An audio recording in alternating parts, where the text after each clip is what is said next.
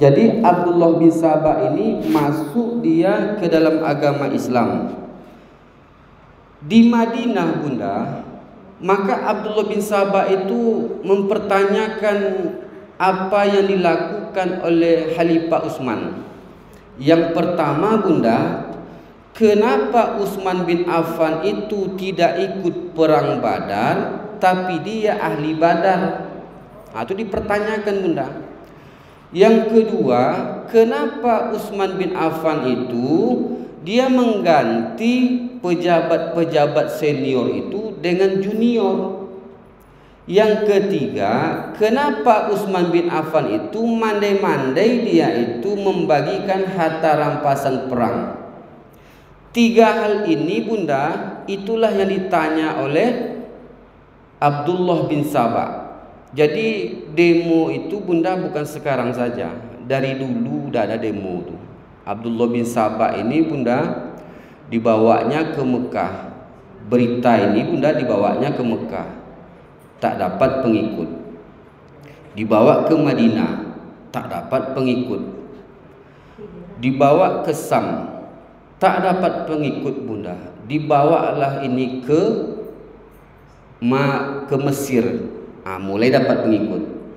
Dibawa pula ke Irak. Mulai dapat pengikut. Akhirnya banyaklah orang itu pergi ke Madinah hanya menanyakan hal itu, Bunda. Maka singkat cerita, bademo lah orang tu ni, Bunda, demo. Turunkan Utsman, ya, turunkan Utsman. Dari dulu tu dah ada, Bunda. Turunkan Utsman bin Affan itu sebagai khalifah lah ada. Maka Khalifah Utsman ini orangnya gentleman, Bunda. Dihadapi pendemo tu, apa yang kalian tanya lo ke ambo? Kata Khalifah Utsman, kenapa engkau tidak ikut perang Badar, tapi engkau itu dapat ahli Badar dari Rasulullah? Maka Utsman itu menjelaskan, tahu tidak kalian, kata Khalifah Utsman, ketika terjadi perang Badar itu, istri ambo itu yang bernama Ruqayyah itu sedang sakit keras. Aku ingin pergi perang, tapi apa kata Rasul kepadaku? Wahai Utsman, jaga istrimu, jaga anakku ini, karena dia sekarang lagi sakit. Jen waang ikut perang Badar le, urus saja bini waang, kata Rasul kepada Utsman bin Affan. Salahkah aku mengikuti perintah Rasul? Kata Utsman kepada pendemo itu, Bunda. Memang, Bunda, bini Utsman itu yang pertama Ruqayyah, yang kedua Ummu Kalsum. Jadi singkat cerita, Bunda, ambo potong. Jadi selesai perang Badar itu, Bunda, ada dua hal yang menyatu kepada diri Rasul ini. Di sisi lain, umat Islam itu menang perang Badar itu, Bunda. Di sisi lain, anaknya yang tercinta Ruqayyah itu wafat. Dua hal yang berbeda menyatu dalam hati Rasul. Maka Rasul itu, apakah kita bergembira ketika perang Badar itu menang kita, atau kita bersedih karena putri tercintanya meninggal wafat? Maka, Bunda, hal apapun yang terjadi kepada diri kita hari ini, Rasul itu telah merasakannya, Bunda. Misalnya, ikonya beralik hari hari Ahad, tiba-tiba laki awak meninggal. Macam mana tu, Bunda? Dua hal yang berbeda terjadi pada saat itu. Bisa jadi terjadi kepada keluarga kita, Bunda. Awak naik pangkat, tiba-tiba anak awak meninggal.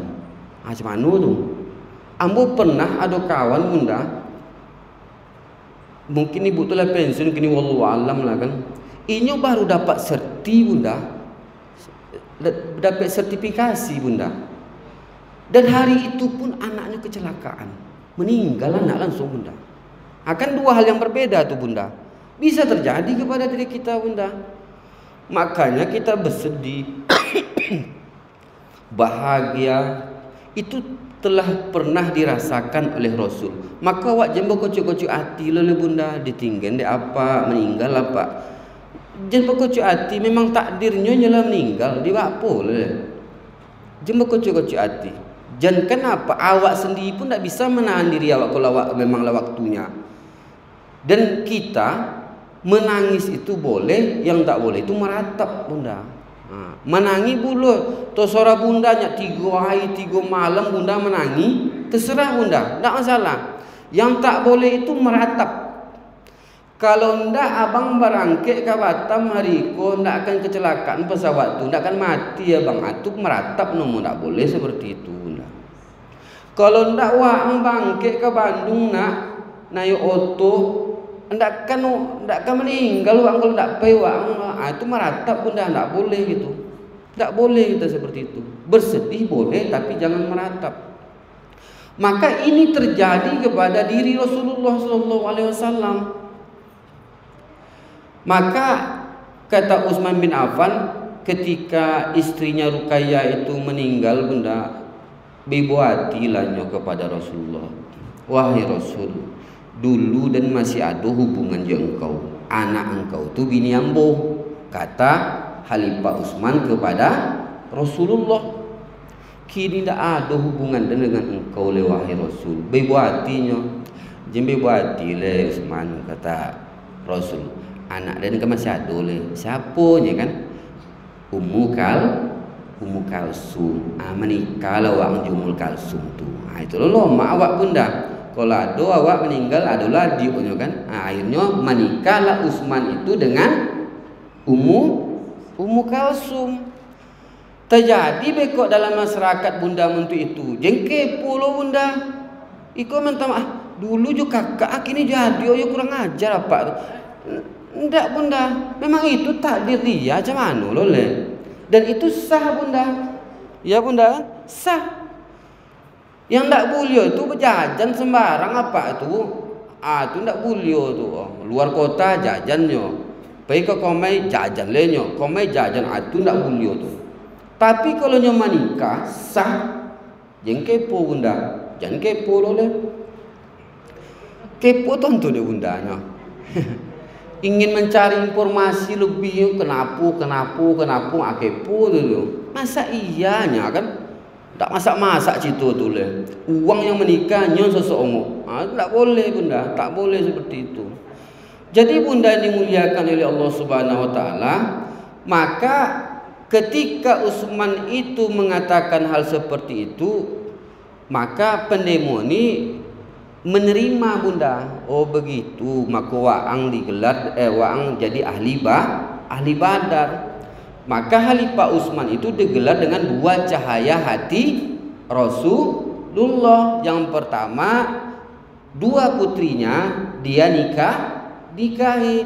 Yang kedua dia itu suka membaca Al-Quran dan solat malam. Al-Quran cahaya, solat malam cahaya. Maka 2 cahaya hati Rasulullah. Yang ketiga, sebelum masuk Islam suka bersedekah, sesudah masuk Islam dia suka bersedekah.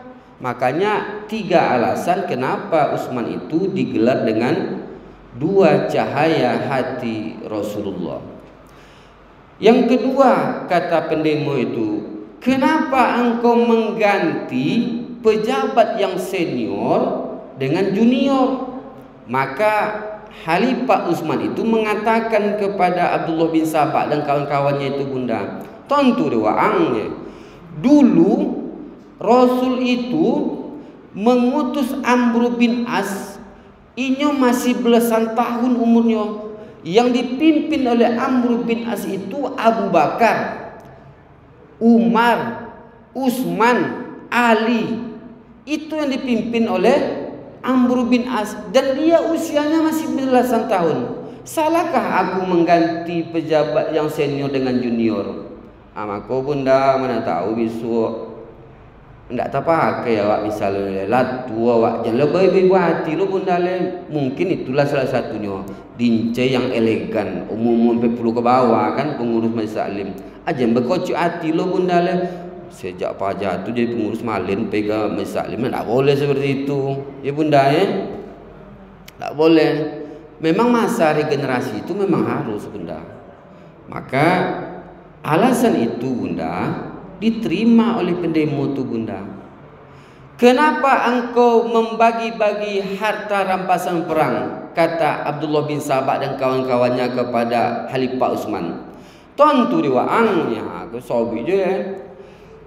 Rasulullah itu selesai perang, maka harta ghanimah itu memang dibagi-baginya untuk anak yatim sekian, untuk orang susah sekian, untuk keluarganya sekian.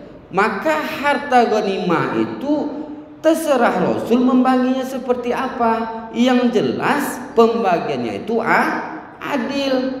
Itulah yang dilakukan oleh Utsman itu bunda. Maka dibagilah harta rampasan perang itu, dibagi sesuai kebutuhan ketika itu. Selesai itu bunda, maka pendemo itu diamnya. Berarti alasan Utsman itu topik awak yang salah, kata pendemo ini bunda. Maka kata Khalifah Utsman, pulanglah kalian ke negeri masing-masing. Ada yang ke Mesir, ada yang ke Irak, ada ke Sam dan lain-lainnya. Abdullah bin Sabah ini bunda, dia tidak habis akal dia. Apa yang dilakukan oleh Abdullah bin Sabah itu bunda? Dipanggillah seorang budak, lalu ditulislah oleh Abdullah bin Sabah pakai tinta Khalifah Utsman. Apa isi suratnya itu? Wahai gubernur Irak, wahai gubernur Sam, wahai gubernur Mesir, kalau mereka sampai ke negeri kalian masing-masing, penggal kepalanya. Itulah isi surat itu bunda. Surat kaleng kalau awak gini itu. Maka disuruh Abdullah bin Sabah itu budak ini bekok waang, orang kok kan pulang kok. Waang seolah-olah dikejar-kejar. Tentu waang kan di stop bekok. Maka kasihkanlah surat itu atas nama Khalifah Utsman.